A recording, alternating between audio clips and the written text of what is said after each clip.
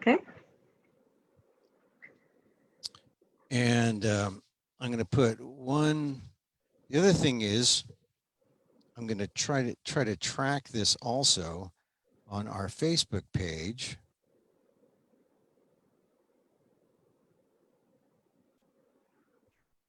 And I think we should be on.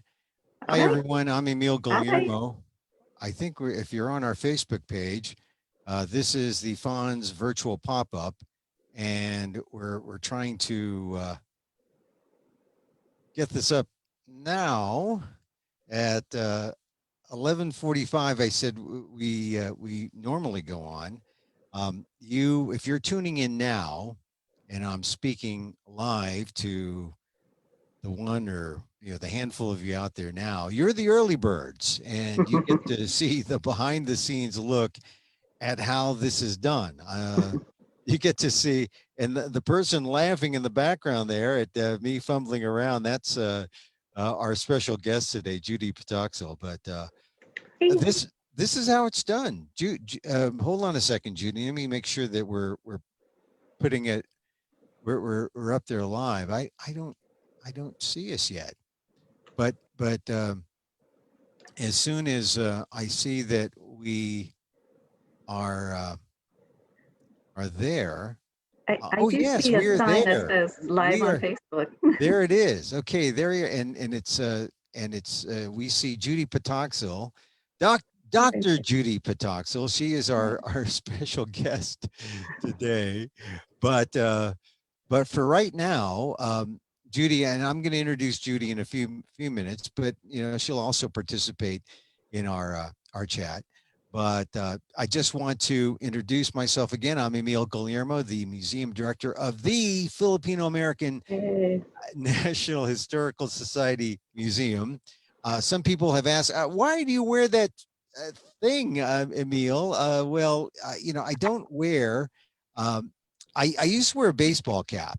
And then Filipinos, I guess, still play baseball in the World Baseball thing that they had. There was a Philippines team. It never gets out to play, in the big classic with Japan and China, but they do have a team.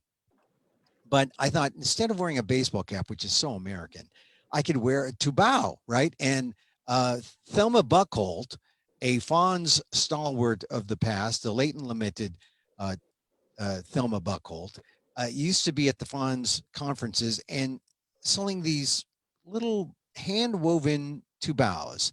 And so I bought one, and she told me how to wear it, and I said, I'm never going to wear it. I'm just gonna have it around like a hanky or something. Wouldn't you know, now I need the tubao, and now I have all these different colors, and they are more versatile than baseball caps. So here it is, the tubao wearing museum director, Emil Guillermo. Thank you for joining us early as we do our thing here. This is the virtual pop-up. We call them the virtual pop-ups because we are forced to be virtual. 6 months into this pandemic, back in March, we were shut down by the county, by the state. They said you cannot open as a museum. And we kept thinking, okay, not in March, well, maybe in April. Not in April, maybe in May. Not in May, maybe in June. It just kept going on. And maybe if you're an outdoor museum, and I said, we're not an outdoor museum. That's like an arboretum. We'd have to bring in coconut palms or something to be an outdoor Filipino American. I guess we could have an outdoor Filipino American museum if we were out in the fields, and then just like they have in Livingston, just like the Jameros have in Livingston. But we're an indoor museum, so we're continued to be shut down. And finally, I said, just in August, let's do these virtual pop-ups, because with these virtual pop-ups, people can just check in. They get their dose of Filipino American history. They get their dose of what's happening now in Filipino American history, kind of, we call it the news, but it really is the first draft of history. But we can talk about significant issues, and then people can go about their day. And it's like they've checked in to the museum from wherever they are, because I like to say the museum is wherever you are. So if you're in Seattle, if you're in Texas, if you're in New York, Florida, LA, Sacramento, Stockton, San Francisco, Hawaii. You've checked in. You're here. You're here at the Filipino American National Historical Society Museum, which in reality is Emil's closet. But no, it's really the museum until we open again. So we're going to have our special guest Judy Patacsil talking at noon. The noon, will she also chime in too as um, as I ask her to contribute to this part of the show. But at noon, I want to talk about something special: the mental health. And those of you who know Dr. Judy Patacsil, she is a mental health expert, and she'll talk about what aggrieves you right now, what you might be feeling, and how you should deal with the things that are happening now because you're a Filipino American in the grips of this pandemic. What do you do? We'll talk about that shortly. But first, I want to talk about a news story that has happened over the last couple of days, and you may have seen it. It's the Philippines deporting a U.S. Marine who was pardoned for killing a transgender Filipino woman. Now you say, what does this have to do with Filipino American history? Well, if you go back to the very beginning of how the Philippines and the U.S. relationship began as this colonial thing after not just the Spanish-American War, but after the U.S.-Philippine War. And how throughout the 20s, there continued to be, even though the Philippines was a colony of the United States, there were discussions about how ultimately the Philippines would be given their sovereignty, their independence, and how they would take over self-rule. The relationship between the U.S. and the Philippines has always been important, and it's always been a part of Filipino American history. And you will recall that the reason why Filipinos came here to California as essentially a labor force, they found they came right in time for the Depression. They found it was not so great because there was backlash from the white community here, especially when Filipinos took jobs and took women. 1934, the anti-Filipino movement in the United States took hold with the passing of the 1934 Tidings-McDuffie Act, which essentially excluded Filipinos from coming here to America. That was the Philippine Exclusion Act for all intents and purposes, 1934. So you see, to talk about what happens in the Philippines and what happens here, not necessarily irrelevant. It's relevant to Filipino American history. So I bring this story up about Jennifer Laude. You might have heard about Jennifer Laude. She was a transgender woman who was in an Olongapo bar. Here comes this U.S. Marine Corporal, Joseph Pemberton, who comes and they engage. He finds out she's a transgender woman after they have gone back to his place. He commits murder, the act of murder. He is convicted. He is serving time now, or was, in the Philippines. And then he was pardoned unexpectedly, they say, reportedly unexpectedly, was not asked for by the United States, but Duterte pardoned Pemberton. He was deported just yesterday or within the last 48 hours for the United States. And my question now is this a flashpoint in Filipino American history in terms of the LGBTQ community here in the Filipino American, Asian American community? We know that LGBTQ activists in the Philippines are upset by the unexpected pardon. Some people are wondering, well, what is going to happen to Pemberton once he gets to the United States? Will he be court-martialed by the Marines? Will he be asked to give some kind of monetary offering to the Laude family, or would that be just a matter of his humanity?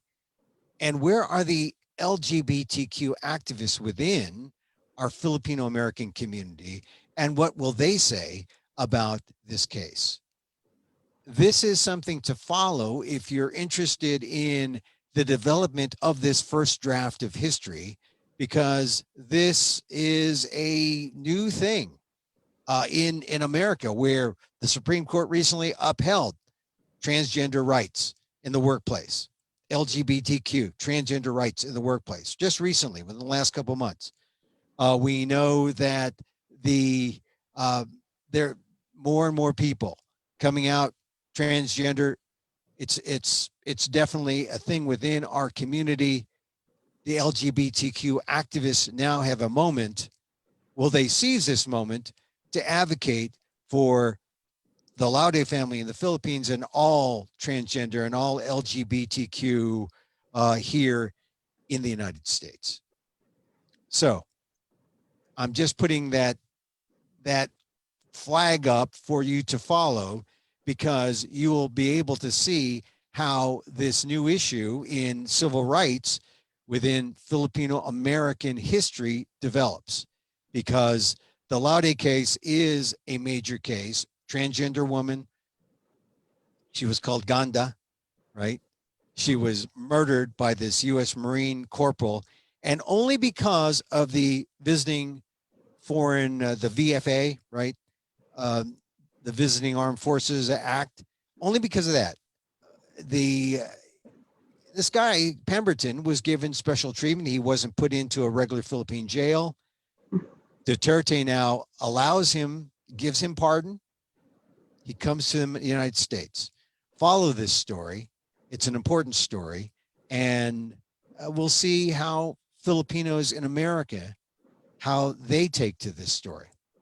So at this point, I do want to call our guest, Judy Patacsil, because Judy, you've heard me talk about this, and I just want to know, as a mental health expert, what sort of things do people come to you about LGBTQ issues, and how do you, as a mental health expert there in San Diego, how have you dealt with issues like this in the past? Well, first of all, thanks for having me, Emil, and thanks for doing this pop-up museum for Filipino American National Historical Society. We appreciate that. Yes, on occasion, I do have LGBTQ students who come to my office at the college. We're very committed, our college, about being safe zone trained. So I did go through the safe zone training, and I have that sticker and have put that out there that I am one who individuals can come to. And so, yes, there are times. I also want to refer to and defer to our new FANHS National Vice President, Dr. Kevin Nadal, who has written about LGBTQ issues. And I think he is, in many ways, more of the expert. But we at our college actually we co-presented that film. They call her Ganda. The college and FANHS and the Filipino American Student Association at that time, and also Club Spectrum, which is our LGBTQ club on campus. We all co-presented that film with other organizations when it came out, I think a couple of years ago. So the Marine had not been, he was just still in, like you said, he had special status. He wasn't in a regular prison. And so now to hear he's been pardoned by Duterte, it's, my hope is that there is a level of activism that cries out about this injustice. Definitely. Well, Judy, what was the reaction to the film when you presented it? Were people, it's a violent case, and it did receive notoriety because of just the level of violence in the killing of Jennifer Laude. What was the reaction from the people who were at your screening? They were shocked. They were angered, and the crowd that we had for Miramar, because it was both the LGBTQ as well as FANHS and FASA, it was a mixed group of people. So those that were Filipino, again, it resonated. Those that were not Filipino, who came from the LGBTQ Alliance, were definitely in shock and enraged about it, and also surprised. So at that moment, I think it was almost, because maybe have been 2 years ago, or the year. It wasn't in 18, I believe it was in 17 when we or 19 uh, 18, not 19, sorry, Yeah. this pandemic time, I'm forgetting my, Right. when we co-presented it, the audience was mostly Filipino because it was the San Diego Asian Film Festival and Right. different organizations co-presented. And there was, I think, definitely a level of shock. And in terms of mobilization as to what could be done at that time, because he was under arrest in the Philippines, and there was no, the film ended with no resolution at that point. And now to hear this news today, or um, Is this the first time you've heard about the, I mean, in the headlines, you might have caught it, but is this the first time you've heard about the pardon? yes, yeah, when we came on a little bit earlier and you asked if I knew about it, I said, well, I know about the case because we co-presented the film, but in No. terms of him being pardoned, I'm upset about it. It's definitely an injustice, and I have a level of, with Trump pardoning people, maybe Trump didn't ask for it. I'm not sure. I think and maybe we shouldn't get political, he Well, may capitalize on that. And so my hope is that you go vote, all of you that are on Facebook, make sure you vote.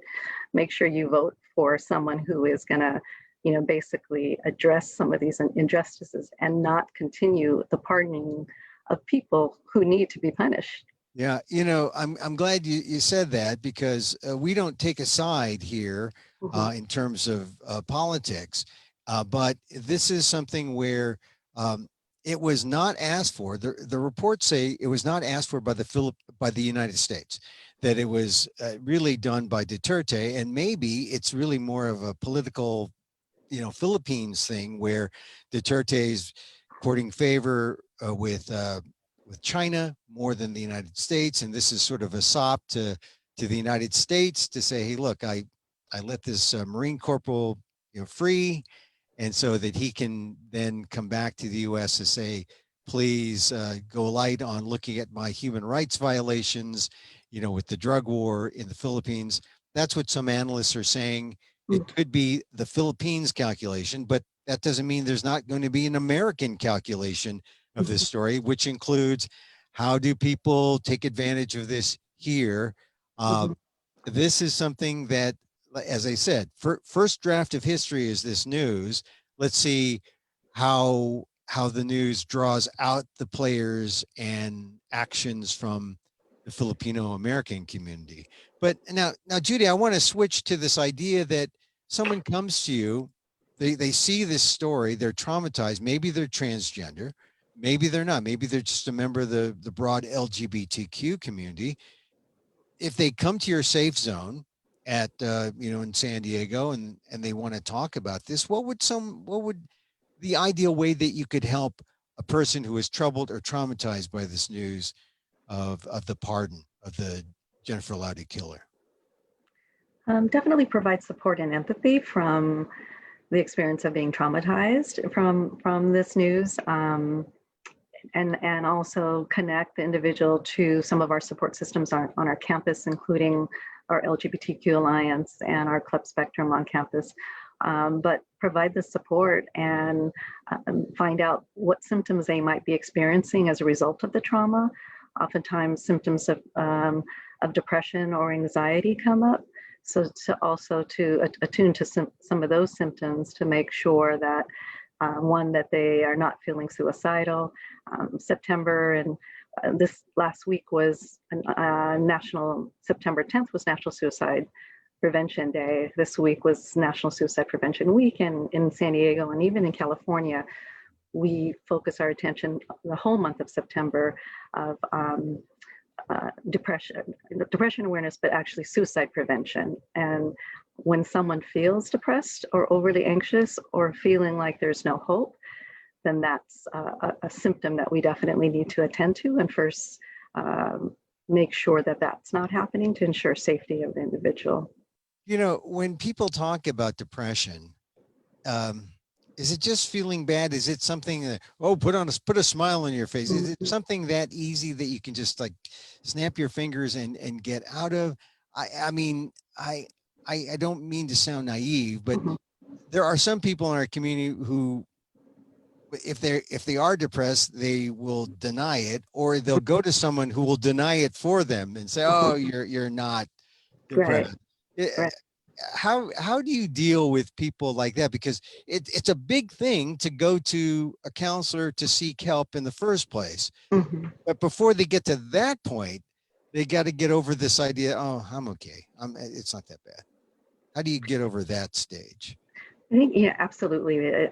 Depression is just not feeling sad or feeling down about a day or two. I mean, there are clinical signs of depression. Several symptoms have to exist over a 2-week period of time. Sense of hopelessness, not being able to sleep, not being able to eat, feeling down, not being able to concentrate. There are different, and oftentimes feelings of suicide. Yeah. So, in terms of how to address it in my work and overall in the mental health field, there are, like, I think, 3 things to work on: increasing awareness of that it's okay to seek mental health treatment, mental health support, increasing help seeking behavior, because some people won't even go seek help because, like you said, they'll shove it under the rug, or I'm not really depressed, even though I can't even get out of bed sometimes. That's another sign of a clinical depression. And increased utilization. So I sent you a very brief documentary on Asian AAPI, use of mental health services. And mental health in our Asian Filipino American community doesn't have a high utilization rate. And so by increasing those 3 things, by really decreasing the stigmatization of seeking help, I think those are some things that we need to work on as a community. We do work on professionally in the field, so that we can get more people in to seek help, and not to have to suffer alone or suffer in silence when they are experiencing a mental health condition. Yeah, a lot to, as they say, unpack there. But let's begin with this idea of, um, you know, just getting over this idea that you got a problem, because it, you know, wanting to stay in bed an extra hour or 2 hours or even 3 hours. I mean, that could be seen as, oh, I didn't get sleep enough, the night before. Right. There are other ways that you can look at that. But if it's accompanied by not just being tired, but a real fear of facing the world, Mhm. how does one recognize that one has gotten to that level where it's time to do something about this thing that could be depression? So if the symptoms last for 2 weeks or more, then those are signs of a clinical depression, a diagnosable clinical depression. But you don't have to have a diagnosed clinical depression to seek help, to seek professional help. Sometimes people suffer from what they call an adjustment disorder with depressed mood. If we're going to talk about the clinical terms of the DSM-5, which is the diagnostic manual. But Yeah. sometimes people just experience symptoms where it's not necessarily mental illness per se, but they have mental health symptoms. So seeking help for and needing support for even day-to-day living. I mean, there's different areas of psychology. There's clinical psychology, counseling psychology, cultural psychology. So those that usually work in the clinical field, they might look at clinical terminology and diagnosing those that have more severe. Counseling psychology looks at more helping individuals deal with adjustment in day-to-day living. So even though an individual might not have a clinical depression going on, they still can benefit from seeking help. And so I think that's also a way to decrease the stigma of seeking help, is that, oh, I'm, clinically diagnosed with this condition. It's okay to seek help if you're having a hard time dealing with COVID-19 right now, if you're experiencing anxiety, if you are going through a divorce, if you are going through a breakup in a relationship, or having problems. Like, since I've worked in college most of my professional career, I used to work at San Diego State and now at Miramar for over 20 something years, that many of the students come because they're having difficulties with their parents. And so seeking help because they don't know how to cope with that, or dealing with the difficulty of not being able to do as well, for example, in their major, because they're choosing a major that they're nursing, even though they have no desire to do that, but having to deal with some of those conflicts. Those are just normal adjustments of developmentally that individuals go through. That's okay to seek help there as well, in those type of situations as well. So it's okay, but as I said, still they got to get out of this feeling that maybe this will just go away. Maybe even for just normal maladies, people are saying, I'm not ready to go to the doctor. I'm not ready to seek. I don't have an illness, but something is as it's not a minor thing, but it's say a kid moving back into the house with his parents, or his or her parents, and then dealing with the generational issues. That could be a big thing. And a lot of people in their mid-20s up to mid-30s are, during COVID, moving back, or maybe for the quarantine, moving back with parents. Are you seeing many generational issues that come up based on people just not being able to deal with the change, and how COVID is contributing to them forcing to make a decision like, I got to move back with my parents? Yes, and at Miramar, to some degree, I mean, the college that I work at is community college, so there's open access. So those that have already even received a degree, but they lost their job perhaps because of COVID, or they want to retrain. So we do have people coming back who have their life situation, whether it be moving back to home and then seeking perhaps another degree or another field, and they're dealing with that. In some ways a level of trauma, but definitely a level of difficulty of having to change their whole life setting, whether it's moving back home, whether it's because of the loss of a job, whether it's the insecurities of what's going to happen next. Individuals have anxiety. That's more of the increasing signs that I think mental health professionals will see, symptoms of anxiety and symptoms of depression. But in terms of the generational issues, not only now, but even intergenerational issues, since we're talking about the Filipino American experience, I worked on a documentary called Silent Sacrifices, Voices of the Filipino American Family. That documentary now is 2 decades old, but a group of us, mental health providers, counselors, and educators, we have since revisited. We did a reunion of those parents as well as youth and young adults who participated in the documentary. And a lot of what the issues were mental health related were some of the intergenerational dynamics of parents who were immigrants that came from the Philippines, young adults who participated in the documentary. And a lot of what the issues were, so I'm hearing some backfeed, sorry, some of the intergenerational dynamics of parents who were immigrants that came from the Philippines, young adults who participated in the documentary. And a lot of what the issues were, so I'm hearing some backfeed, sorry. Yeah. Intergenerational dynamics. Can you hear me okay, or I'm hearing that backfeed? I am. I'm playing, something's happening technically here, and okay. I'm trying to, okay, sorry about that. It's okay. I can stop. Just tell me when you want me to talk again. You could talk again now. So tell me about the intergenerational issue so in Silent Sacrifices, part of the number one issues that the participants felt was the intergenerational conflict of being raised here in America and dealing with immigrant parents who had different values. So looking at an individualistic value perspective in America versus a collectivistic value perspective from the Philippines, and growing up in a Filipino family having some of those expectations.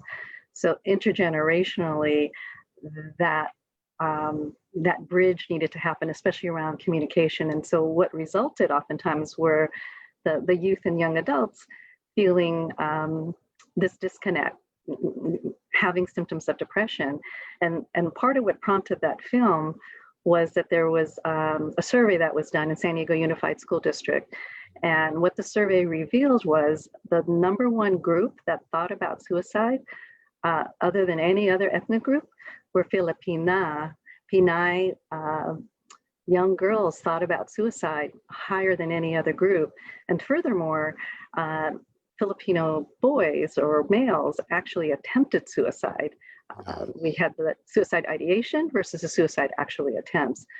So that shocked our community. And it was like, okay, what's happening in our community that these young adults, young children, or young teens want to kill themselves? And so that documentary addressed looking at what are some of these dynamics, what are some of the intergenerational difficulties or pain that the youth and young adults are experiencing, and having an opportunity to talk about it and also seek help for it. Yeah. Now, this happened, the film was made something like 20 years ago, right? Right. And but 20 years ago, we didn't have the onslaught of social media.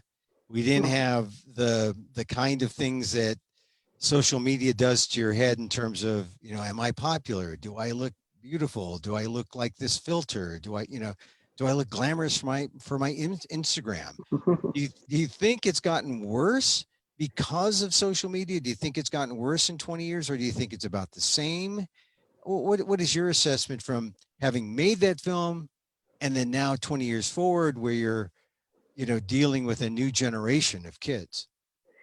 In terms of worse, you know, we tried to look at the data again, and back then Filipinos were disaggregated, and now they're aggregated back with the whole API. So it's actually the group that thinks about suicide more at a higher rate, or the Latinx population. But the Latinx population is much. The last 20 years has grown substantially. But in terms of relevance, I do think it's still relevant. Like, one of the things I looked at recently was just an article on how to deal with the anxiety, especially during COVID-19. And one of the recommendations is to turn off your social media. You know, back to your question about can it be worse with social media?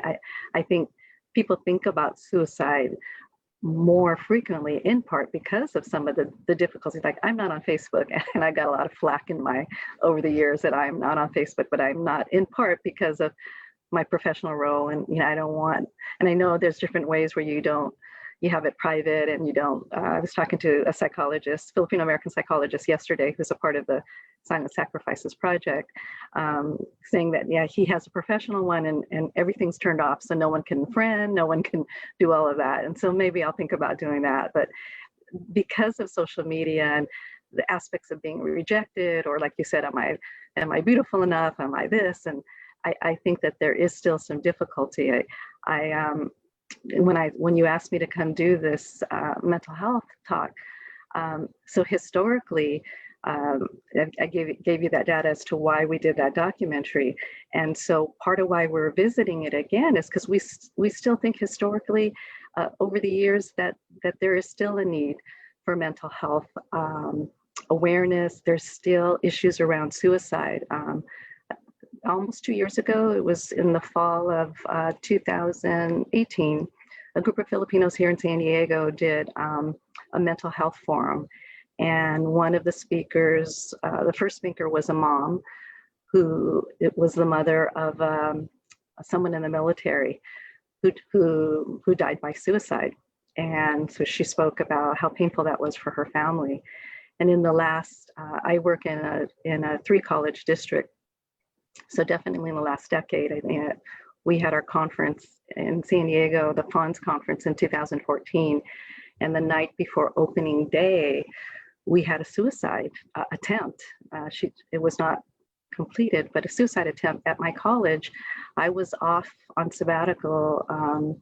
So I was still connected to the college, but we had a suicide attempt. And I was trying to work on this the FANHS National Conference, and I was devastated by what had happened. It was the person, and at our 3 colleges in the last probably 6 or more years, we've had individuals who attempted suicide on the campus, and they were all Filipino. 2 Filipino females, 1 Filipino male. Unfortunately, they all died by suicide. So, I do believe it's still a relevant issue today. So what are the kind of signs that people should look for? I mean, I know that for that woman that you were talking about at that forum to come forward and talk about it, it's hard because there's still a stigma about not just seeking help, but how the exit strategy that their loved one took. There's a stigma there. Mhm. How do Filipinos deal with this so that they can prevent something like this from happening to their loved one and to their families? I think knowing what the signs are, is important. So some of the signs of looking, definitely if someone has a mental health condition, whether it be depression or whether it be a breakup, it doesn't have to be a diagnosed mental health condition, but having difficulties, that know the signs that if someone starts to even talk about, like making what people might consider flippant remarks, like, you'll just be better off without me. That's a sign that they're thinking about not being around anymore, or giving away some of their prized possessions, or isolating themselves, or even turning to drugs and alcohol. So September in California is not only suicide prevention, but they've coupled it with also recovery in terms of substance abuse. So you and I were talking earlier that sometimes when people are depressed, the way that they cope, or if they're anxious, or if they're dealing with difficulties in their life, instead of addressing the problem, they turn to drugs or alcohol. So if there's an increased use of drugs or alcohol, if there's a withdrawal, if they're not getting up out of bed, if they're isolating themselves, then those are some signs to be aware of. There's a training that's done here in California. It's done throughout the nation. It's called QPR. It's similar to, many of you have heard of CPR. CPR is a life-saving technique. If someone stops breathing or their heart stops, you perform CPR to help save a life.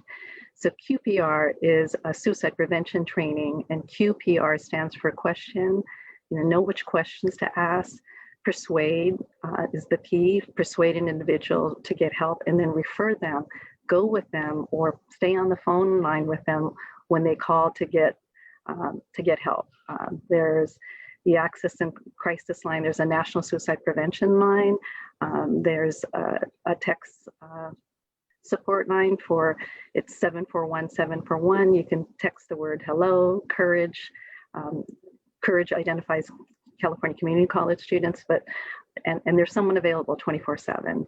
So the QPR part, know what the right questions to ask. Sometimes people are afraid to say, have you thought about suicide? Because they think that they're instilling that thought. And so it's okay to ask. And sometimes it's actually a relief when someone does ask. If an individual is thinking about suicide and they're isolated with that feeling, if someone does ask, with everything going the way it's going, or if you're feeling so bad, I'm wondering, sometimes people think about suicide. Are you thinking about suicide? To ask that question directly, and then persuade them. If they say, well, yes, persuade them to get help, and help them with that referral process.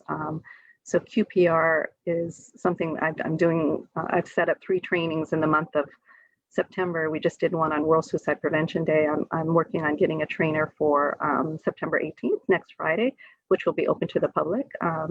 So if you're interested, I can Sure, give email, we can get and people can attend to it. Right. I mean, but it sounds like what you need to do is you need to open up that communication. It sounds like it's really just talking more than anything in terms of getting help. The first line of defense, or the first responders are a person you turn to who could be a friend, who could be a family member. Absolutely. And all you need to do is open the communication, and then you have to seek out the professional help and not overcome the stigma that says, oh no, I don't need help. I'm not suffering from depression.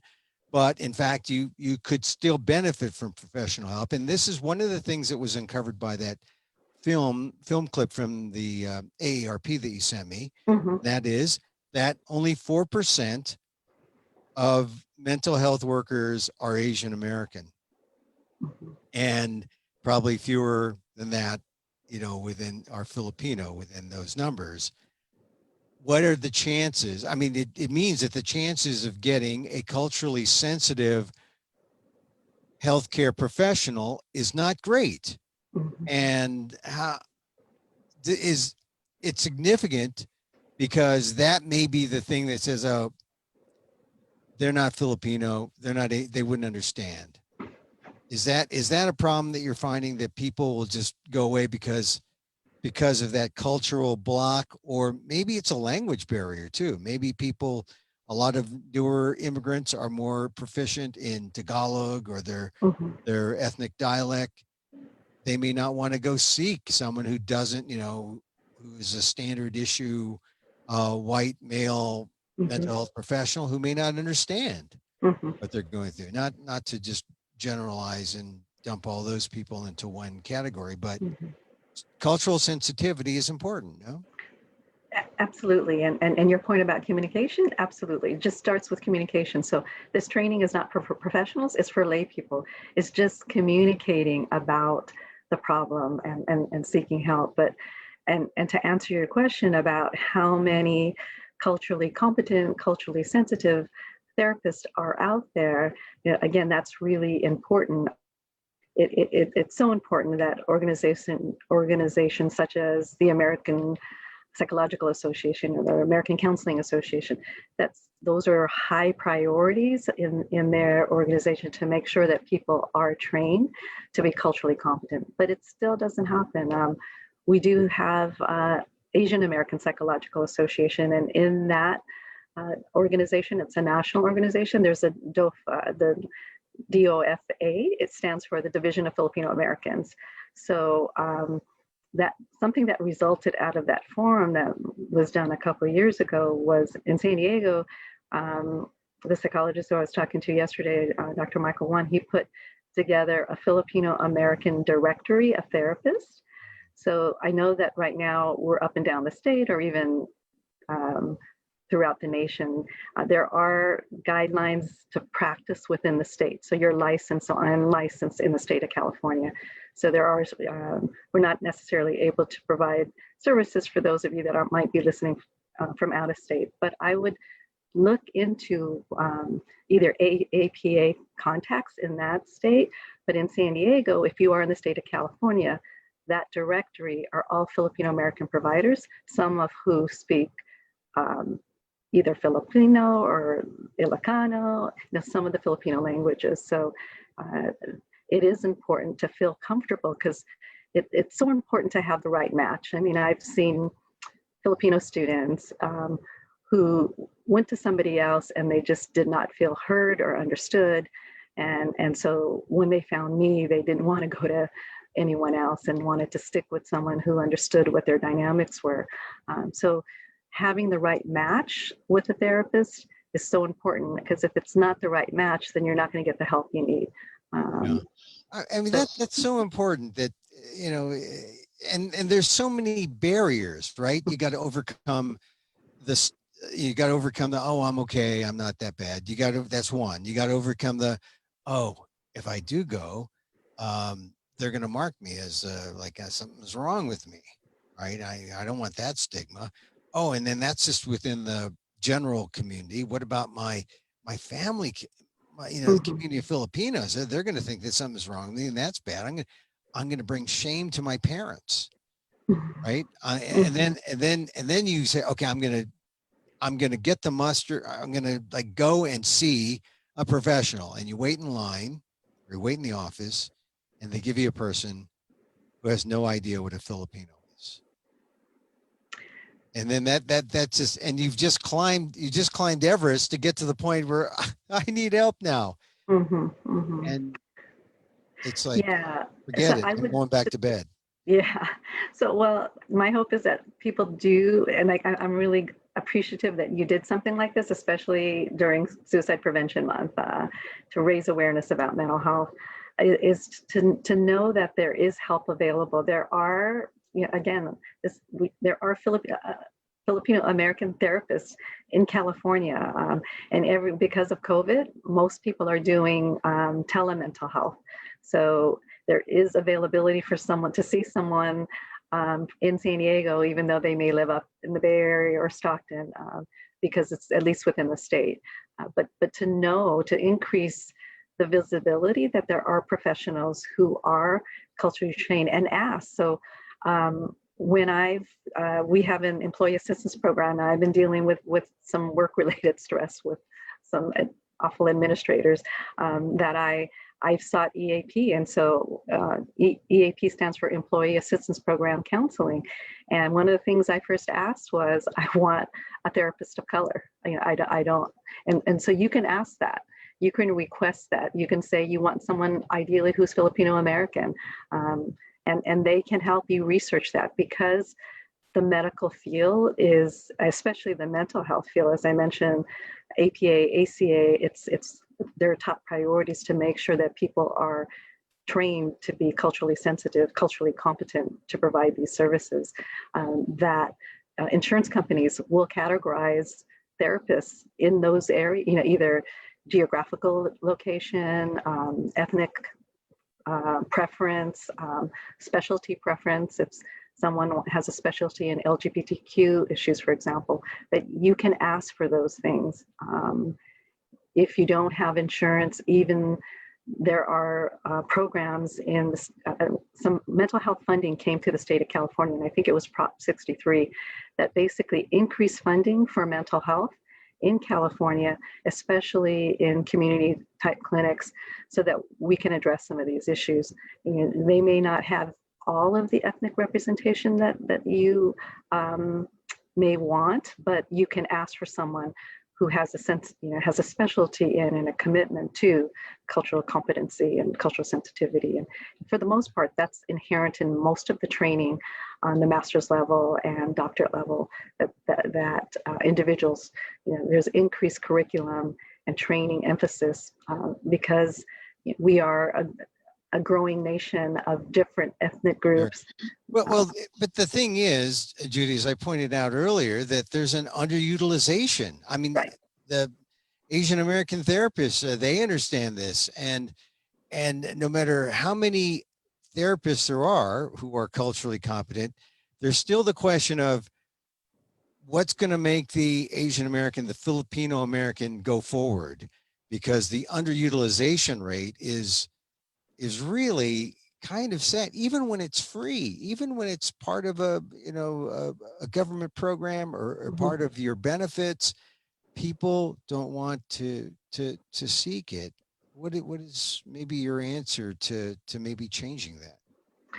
Well, having programs such as yours, again, that's why I thank you for doing it, but to increase awareness that it's okay to seek help.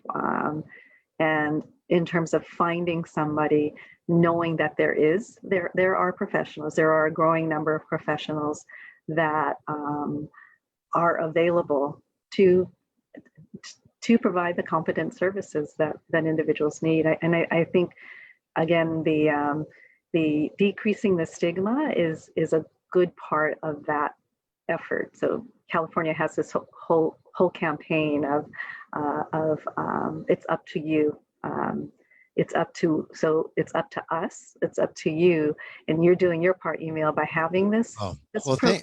Well, thank you. Look, I want to ask you a tough question here, because we're talking mostly talking therapies now, and some people who really need help, maybe, they might seek the help of therapy that may include drugs, that may include some kind of psychotropic drugs that, from my experience, from what I read, it sounds like you're really going down a dangerous path. Some people need it. Some people, swear by it, but others have nightmares because they've replaced one malady that might have been taken care of with, more talking therapy with another malady, which is essentially addiction to drugs. And that is a bigger one. And we're talking opiates, we're talking Mhm. diazepines, we're talking all these sorts of things that,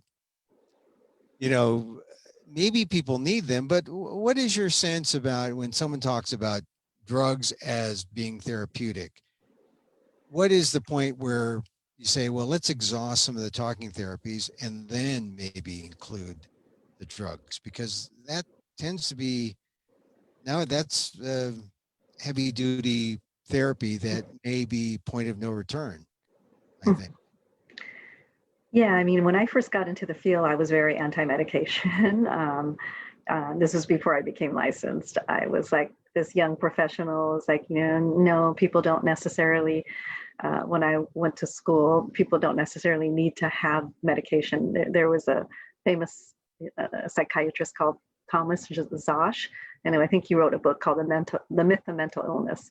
And he was, even though he was a psychiatrist, so psychiatrists are MDs who prescribe medication. He wasn't necessarily one who always felt medication was the answer.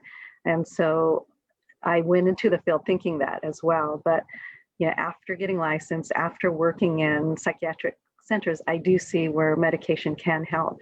But as you mentioned, I think after perhaps exhausting the treatment modality of seeking counseling and therapy, and studies have shown also that that medication, in addition to counseling and therapy, are often some of the best treatment modalities, but not for everyone. Medication is not required for everyone. I think if there is a clinical depression and those symptoms do not get better with talk modality or counseling and therapy, then that can perhaps be something to look at. But there's a whole, there are other treatment in terms of having a holistic perspective of how someone can get help. Medication doesn't have to be the first answer. So I refer, most colleges do treatment and counseling on a short-term basis. So short-term counseling and therapy could mean up to 10 sessions, up to 6 sessions. It depends on what system. So if I have someone whose needs are beyond 6 to 10 sessions, then I might refer to a local clinic for that, individuals who don't have, for example, insurance. And part of their process is that they need to at least be open to seeing a psychiatrist. They don't have to take medication and they don't have to see the psychiatrist, but they would like them to be open to that. So I let them know that. I let students know they don't have to take medication if that's not where they're at, but at least to have a consultation to see if that's something that could benefit. But it's, again, not because medication isn't always the answer. So you were talking about addiction. Oftentimes those addictions are to either street drugs or, like you said, opiates. That's a growing problem. But also to the actual medication itself. I mean, it's addiction to, once they prescribe the drugs to you, you are technically addicted to those drugs. I mean, if to get off those drugs, you technically have to go into rehab in order to get off them. And it ends up being, you're on a different path toward wellness, which And may I'm have not a been the right psychiatrist. path. Yeah. Sorry, go ahead. Well, it may be the right path for individuals, but once you, like you said, it's an individual thing. But look, Right. Judy, I do want to talk 2 things before I let you go, and I appreciate you coming on with this. Yeah, can I make just one comment in terms of Sure. the addiction to medication? So not all psychotropic medication are addictive. I think those that treat anxiety can be more, but they're the field has moved into direction of making sure that doesn't all, the serotonin levels. There's different antidepressants that are not addictive, but again, I think it's definitely a personal choice, and it's not always the answer. You know, I'm in the field. I'm not a psychiatrist. I'm in the field of talk therapy as a treatment modality, and so that's what I would advocate first for. Well, I'm just a talker, not necessarily talk therapy, but so look, Judy, I appreciate coming on. Just two more questions. Number one, and I want to get into tips on self-care, which are important, especially during COVID. But the first question is, some people listening may say, yeah, Emil, this is the museum about Filipino American history. What is the connection here with our history? And the thing is, we are living that. My position is we are living this now, and this is impacting us. And whatever we do is a part of our history now. And how we react to things, how we respond to society now during this era, we'll be looking back at this era 5 years, 10 years from now and say, where were the Filipinos? Well, what were they doing? How were they responding to COVID? And do you think, and it was my speculation that maybe, and it's not just mine, but other people are thinking, hey, mental health is a real issue during COVID, and how it affects us is a is a part of Filipino American history now. How from your experience, how are Filipino Americans dealing with COVID, and how is it affecting their mental health? Well, I think COVID is impacting all of us on the mental health level. I mean, it's from having to be quarantined, from having to shelter in place and not being able to do the things that you once loved. Those are aspects of, we grieve some of those things. And so grief is also something, it's not necessarily a mental health condition, but it is a natural response to something that we've lost. And so we've lost a lot during COVID-19. We've lost our connections, sometimes those physical connections to people that we love because of needing to quarantine. We've lost the ability to do the things that we usually love to do. Some of us have lost our jobs. Some of us have lost loved ones who have died because of COVID. And so definitely COVID has impacted the mental health of not only Filipino Americans, but all Americans. I mean, all global citizens throughout the world, because it's a global pandemic. So being able to reach out and seek help, I think, is really important. So again, thank you for doing this.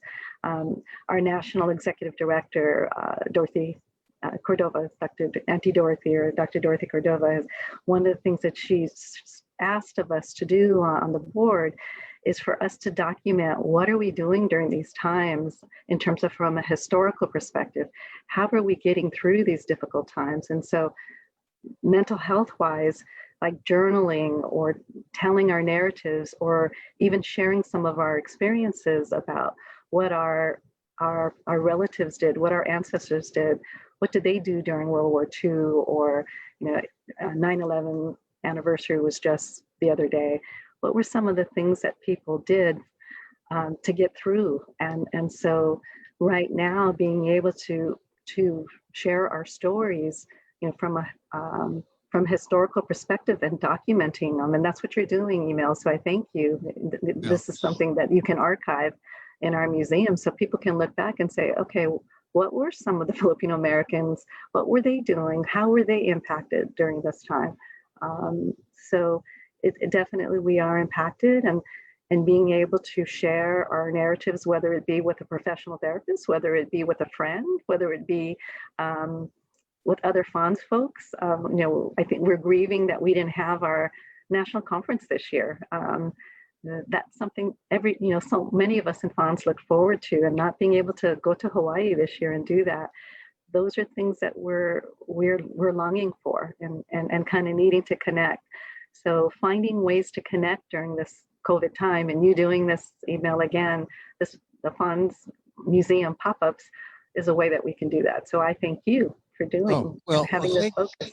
Thank you. It is a way to stay in touch, and it is an issue that's near and dear to my heart, because I have people that I know who have who are in this mental health cycle and are dealing with issues, and it's heartbreaking. You know, it's heartbreaking, and I don't think unless you experience it, you know, people aren't are all too willing to sort of avoid it, to go the other way and say, okay, I'll just smile more, or I'll just sleep more. I'll just, you know, they're they're they're willing to do the easy things rather than deal with the hard things like overcoming stigma, overcoming, you know, the barriers. So let's finish off by talking about the tips for self-care, because there is self-care that you can do. I mean, it's not just, it sounds like a kind of you know, happy talk kind of thing that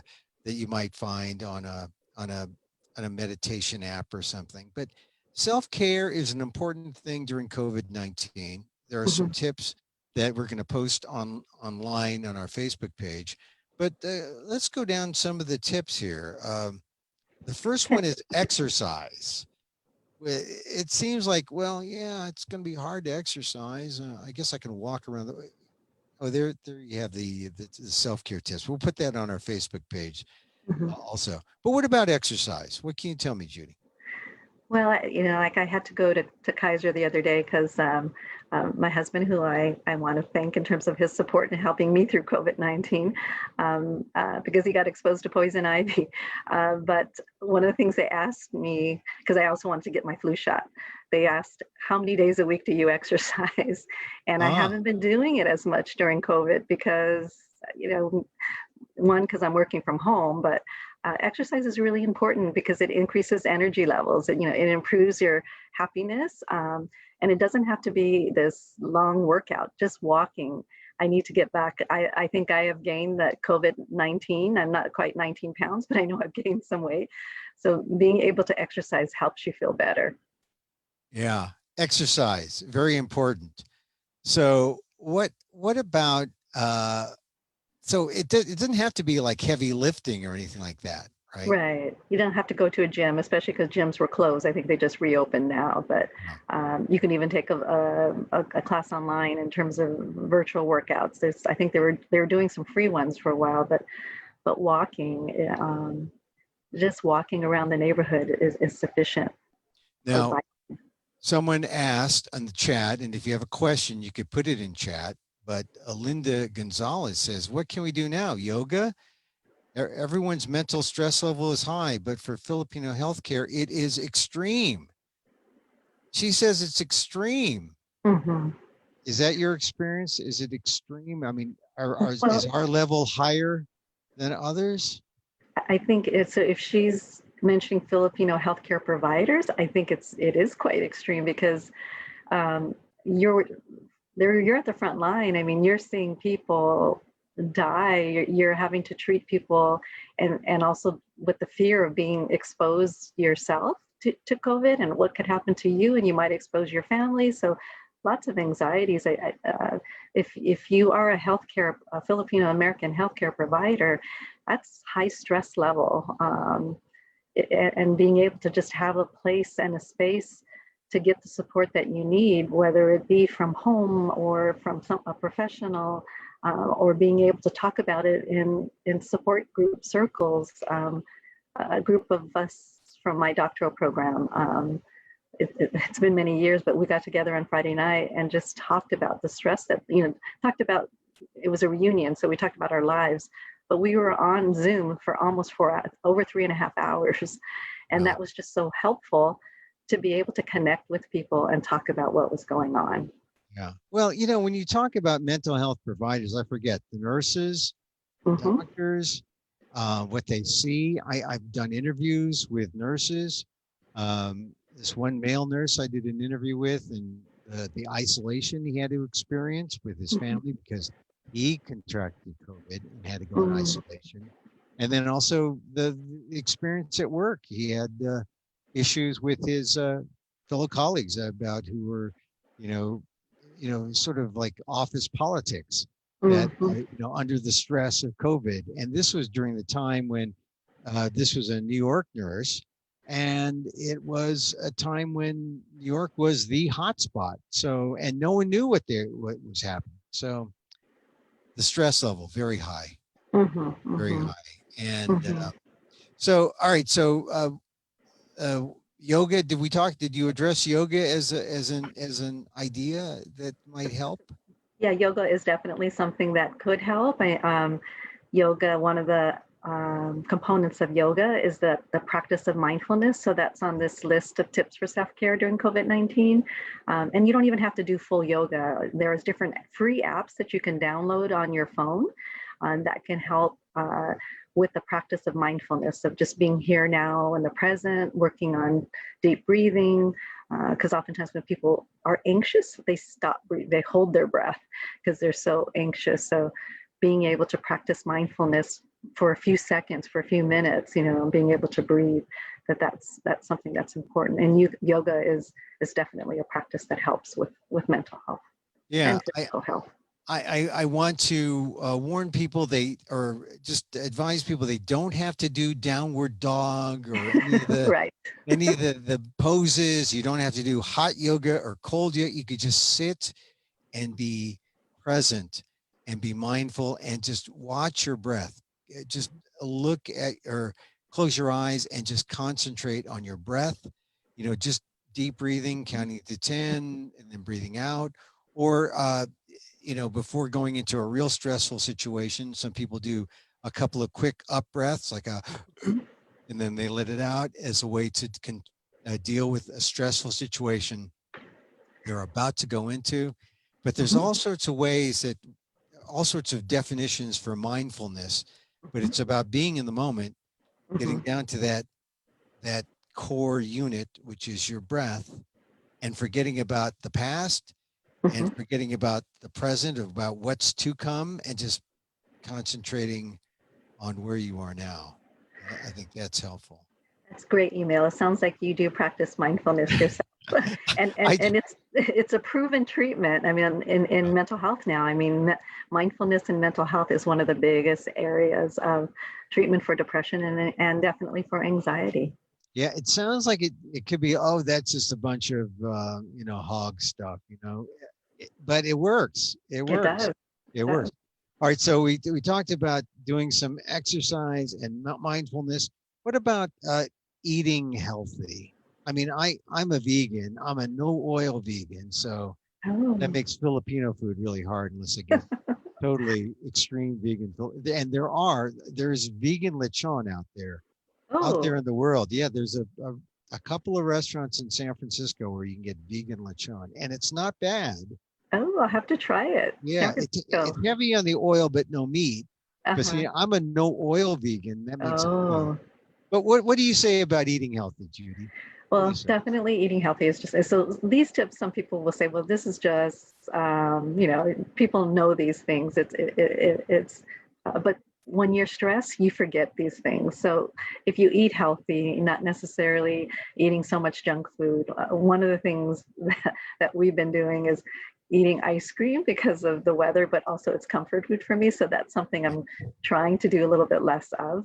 I mean, you got to reward yourself sometimes as well, but focusing on it's good, Emil, that you are a vegan, but you don't have to be vegan, but just focusing on eating more vegetables, eating more fruits, nuts, things that are more healthy versus some of the high concentrated foods that can increase your blood pressure, increase your cholesterol.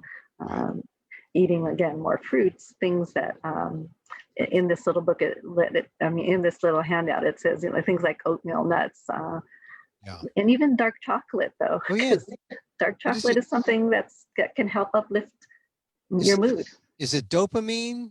Right. Dopamine that it lifts? Yeah. So And chocolate, yeah, dark chocolate, not the milk dark. chocolate. You got, and if you really want to feel the pain, you got to go like 90% dark chocolate. Not the 50, not the 60. You got to go 90. Go Mhm. 90%, where it tastes like, ugh, this isn't chocolate. Ugh. But it's the chocolate that's good for you. But Yes, and blueberries. Blueberries are good. blueberry. But eat Hmm. blueberries. Uh-huh. And I actually I I eat a lot. There's a guy, a Dr. Joel Furman, has Hmm. He's on PBS right. from time to time, He right? has the G bombs, right? Uh-huh. greens, beans, onions, mushrooms, berries, and seeds. If you go on a G-bomb diet, I assure you, it's a basis for being whole food, plant-based vegan without really having to acknowledge you're vegan. Just try to limit to greens, beans, onions, mushrooms, berries, and seeds. I think you can get a good peanut bet out of that without meat. Yeah, that's But that's a good yeah, point. yeah. G-bombs worse. And then, but I have a guilty pleasure. My guilty pleasure, and maybe it's because I'm Filipino. My guilty pleasure are What is it? those chocolate covered pretzels called flips. Oh, yes. Have you seen those? They're not vegan, so I can't eat them off. I can't break my vegan pledge too often, but it is a guilty pleasure when I say flips. They can't call those flips. I I'm know. going to reappropriate them. I'm going to eat them. But you know, FLIPZ, and Yes. then they're good, but they're Hmm. not vegan, so I can't eat. And I know. Does it say something when I prefer the white fudge to the chocolate? I like the pretzels covered with white. Anyway, I when I only go to the grocery store once every couple of weeks, so I don't get tempted by those. Mm. So I suggest G bombs if you want to eat healthy. And then one last thing, intermittent fasting. I do. So Hmm. Hmm. I generally skip breakfast, drink a lot of coffee, Mm. and I drink low acid coffee Mm. because it's less tough on the stomach. And Hmm. anyway, you can find it at your store. All right, the next one, and this is a tough one: sleep. Yeah. So What can you tell us about? if you are not sleeping well, and that has definitely happened to me during COVID-19, I'll get up uh, and just get on the computer for a little bit, which isn't always healthy, but sleep plays a major role in our overall health. So being able to do things that can help your sleep, yeah, and avoid, speaking of eating, things that might disrupt your sleep. Ideally, if you can sleep here it says 7 to 9 hours of sleep is important. I think at least a minimum of 6 hours, especially during times of stress. If you can increase your sleep, it's important. And what's important then, in order to help get you better sleep, is to limit your exposure to the news, social media, and even not exercise too close to bedtime, so that you can ideally sleep well. And Yeah, there are yeah. homeopathic things. You don't have to take something to help you sleep. See if there's something homeopathic, chamomile tea, things that can help your sleep. You not necessarily take anything particular to help you sleep. Chamomile tea is a good one. I I'm vegan, so hot milk doesn't work for me, but I guess some people will drink some hot milk. But you're And right and about and many Asians and Filipinos like me, I am oh lactose lactose. intolerant. That's good. Oh, great lactose intolerant ice cream. The oat milk ice creams, the Yes, I've vegan oat milk tried ice it. creams. They're great. They're great. They've got the coconut. They've got the oat milk, which are great flavors. So Mhm. you can avoid um, you know well we got into this talking about dairy.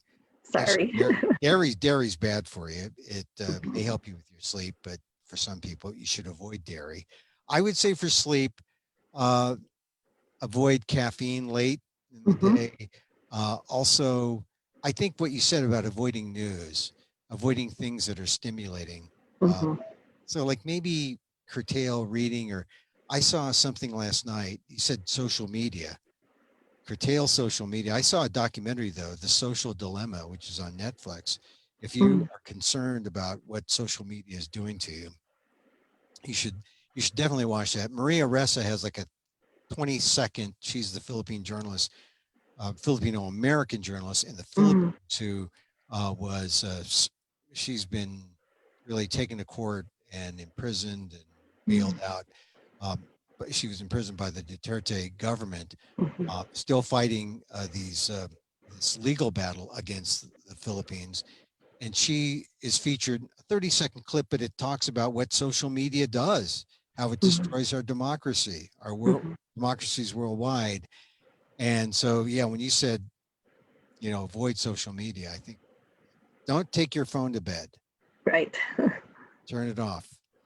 You'll get better sleep. Okay, more on the list. Learn and explore. What does that mean?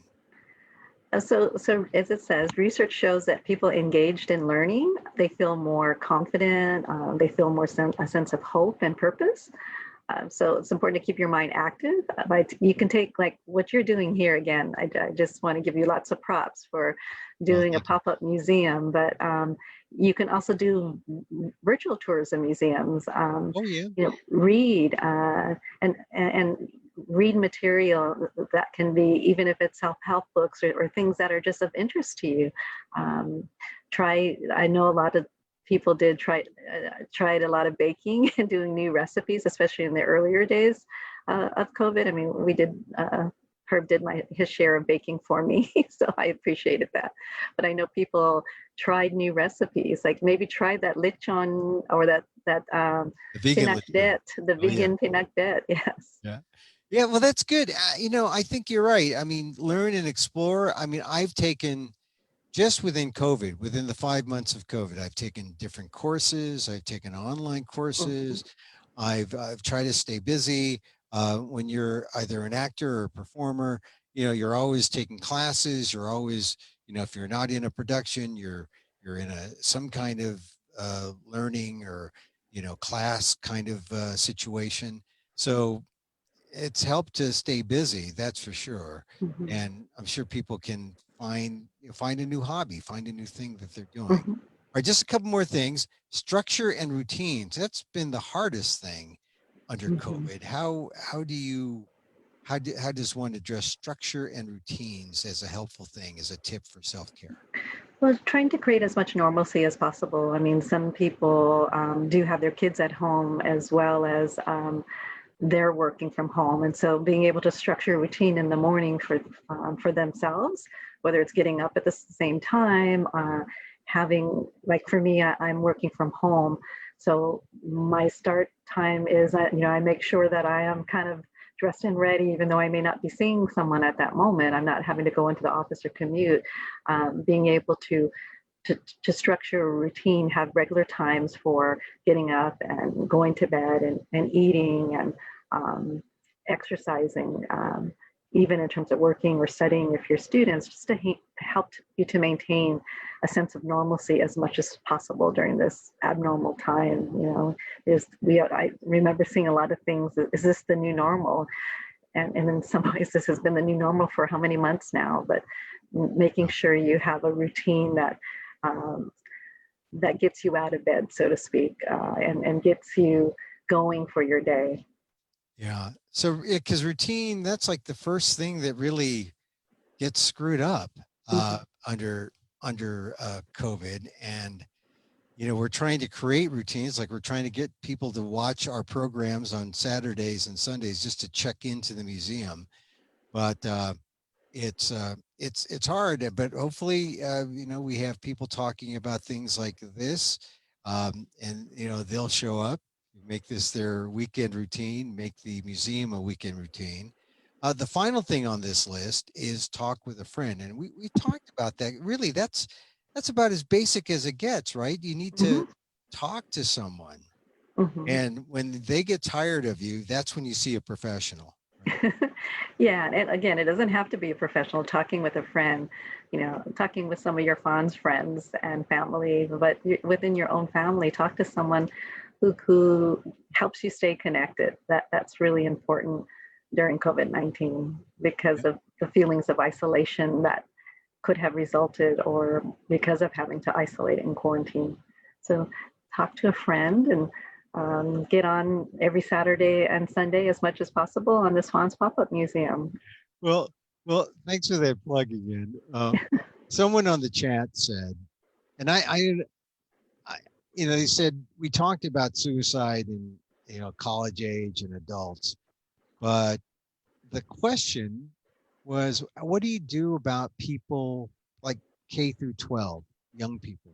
How do you deal with their anxiety? How do you deal with their, because a lot of parents I guess Filipino parents are home and they have to deal with their young kids, and they're trying to figure out, how do I cope with this? I mean, they all want to get back into the action. They all want to be with their friends, and it's not, now is not the time. Right. How do you put off that kind of how do you help kids? And this, I guess, applies also to older kids who cannot restrain themselves, and they Mhm. want to get back into the bars, they want to get back with their friends in social situations. How do you deal with that, having to restrain these folks, or having to impose a restraint, and how do you keep that from causing the kind of anxiety and depression that could come out of, oh, I can't do that, they're not letting me do that. how, I, how I, do you how do you deal with that? I think communication is key, but being able to share that we're all in this together. That was a line that really was big during the earlier days of the pandemic, but really communicating that we truly are, because what can impact uh, if we don't self-isolate, or I mean, I don't think self-isolate's the right word, because it's important not to isolate, but be isolated within the family as much as possible, because of what can happen um, in terms of spreading COVID-19 unknowingly, and being able to educate that we're doing this for the good of all of us, not just for, we know that it's hard. Demonstrating empathy about knowing how how difficult this is, and maybe in terms of the younger kids, setting up some aspects of Zoom play dates, if possible, where they can, and I think that some people are doing this successfully, they're creating bubbles that within certain um, social connections, they make this commitment that they are only gonna interact within this bubble and not interact outside of that bubble, so that that this is a trusted group of people that includes kids, so that they can have some live interaction. The Oh, kids can have live interaction together. I know that in some of the schools that are open, that's part of what they're doing. They're in a bubble, so to speak, of the same group. So being able to have that, so that there can be some connections. But I think raising awareness and communicating that it's so important that we honor and respect and love and care for one another by following what the CDC guidelines of wearing the mask, of um, 6 feet apart, and watching. staying within your family setting to connect with, because of who can get exposed, your lolas, your lolos, if you try and connect with them, or the elders, and even not even the elders, but nowadays, the biggest group of people that are being impacted are the younger generation, Right. um, adults. Yeah, and you're at Miramar, and they're closed, right? I mean, Right, online learning only. right. And yet, even though online learning only, the services, like the services you provide for counseling and for mental health services, are available through tele. Telemental health, and telehealth, exactly. Yeah, so that's great. Well, Judy, you've been very good to give us your time today on the Museum Pop-up. Thank Judy, you for inviting me. Dr. Judy Patacsil, mental health expert, San Diego, former president of the Filipino American National Historical Society, the big shebang, but she stays on as a board member, so that's Yeah. good. You're not totally gone.